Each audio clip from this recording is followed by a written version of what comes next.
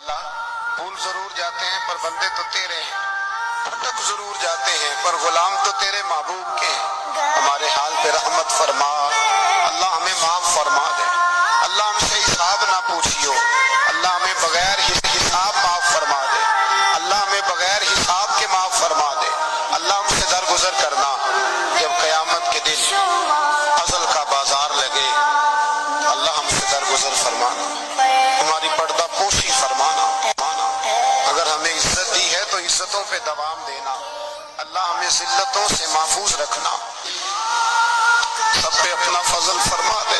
ہم دنیا کے دھتکارے ہوئے تیرے دروازے پہ آ کے بیٹھ جاتے ہیں، ہماری مدد فرما، ہمیں لوگوں کا محتاج نہ فرما۔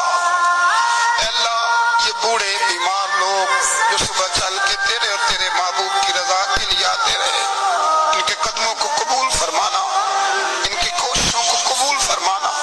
اے اللہ بھول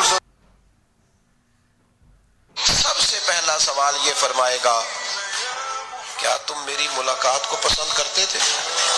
حضور فرمانے لگے اللہ قیامت کے دن اپنے بندوں سے سب سے پہلا سوال یہ فرمائے گا، کیا تم میری ملاقات کو پسند کرتے تھے؟ یزید بولا بڑی فوج ہے میرے ساتھ، امام حسین بولے نتیجہ اللہ کے ہاتھ ہے، یزید بولا ادھر موت ادھر خزانے ہیں، امام حسین بولے مجھے نانا کو منہ دکھانا ہے، یزید بولا میں حاکم ہوں زبر کر سکتا ہوں، امام حسین بولے میں سید ہوں صبر کر سکتا ہوں، یزید بولا کفن تک نہ اڑایا جائے گا، امام حسین بولے جنت سے جوڑا آئے گا۔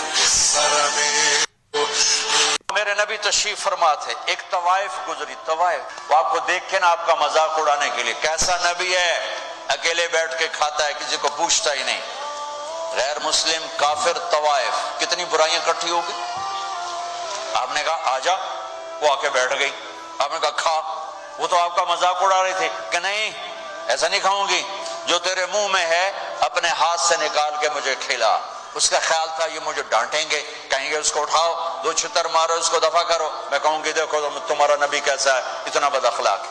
تو انہوں نے کہا نہیں جو تیرے منہ میں ہے وہ نکال اور اپنے ہاتھوں سے میرے منہ میں ڈال۔ میرے نبی نے کہا یہ لو، آپ نے لقمہ منہ سے نکالا اور اس کے منہ میں ڈالا۔ اب پنجابی کی مثال ہے کبے نو لت لگی اور سدھا ہو گیا۔